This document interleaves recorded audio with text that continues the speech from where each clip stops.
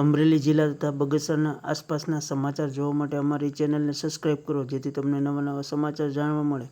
મળતી વિગત મુજબ બગસરા નગરપાલિકાના સફાઈ કામદારો દ્વારા પગાર સહિતના પ્રશ્નોને લઈને નગરપાલિકાને આવેદનપત્ર પાઠવ્યું.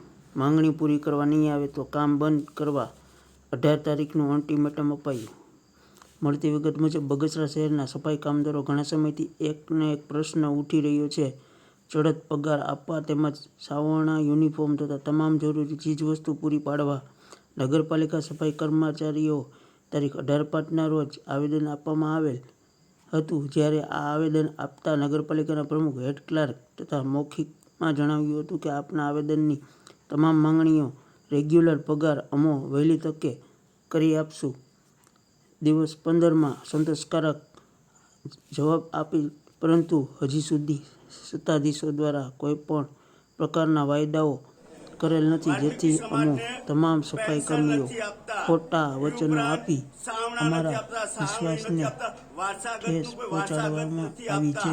જેથી કરીને વાલ વિકાસ સમાજ દ્વારા સફાઈ કામદારો યુનિયન બગસરા દ્વારા 3 મહિનાના ચડતર પગાર તેમજ જરૂરી પ્રશ્નોને નિરાકરણ તાત્કાલિક નહીં આવે તો તારીખ 18/6ના રોજ તમામ સફાઈ કામદારો દ્વારા બગસરા પાલિકાને પતાગણમાં ધરણા કરવામાં આવશે અને સંપૂર્ણ સફાઈ કામગીરી ઠપ કરવામાં આવશે તેવી નોટિસ સફાઈ કામદારો દ્વારા પાલિકાને આપવામાં આવેલ છે.